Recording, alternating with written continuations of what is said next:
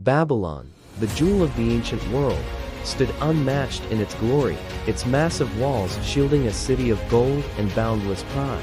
The empire's power was felt in every corner of the known world, a monument to human achievement and the arrogance of kings.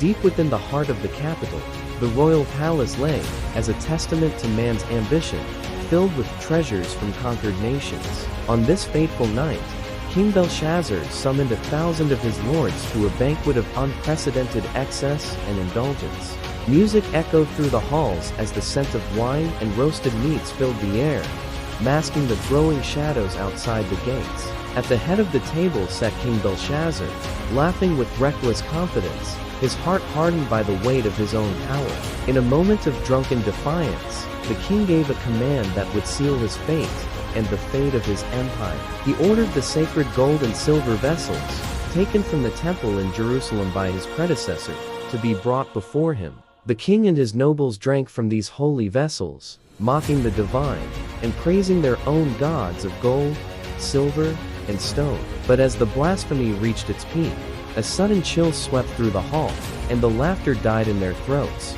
Suddenly, near the lampstand, the fingers of a human hand appeared, moving with deliberate and terrifying grace against the plaster. It began to write.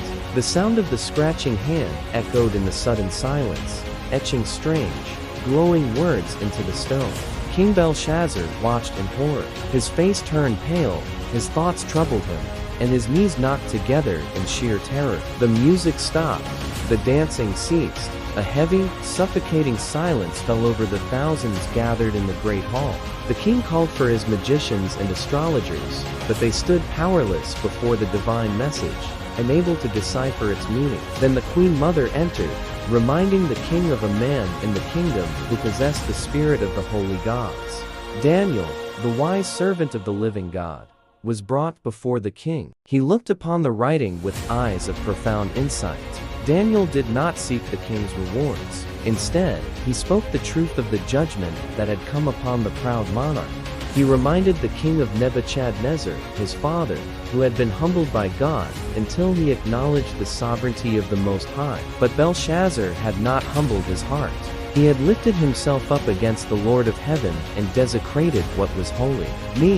God has numbered the days of your kingdom and brought it to an end. Tekel, you have been weighed and found wanting. Perez, your kingdom is divided and given to the Medes and Persians. The sentence was passed, and there was no turning back.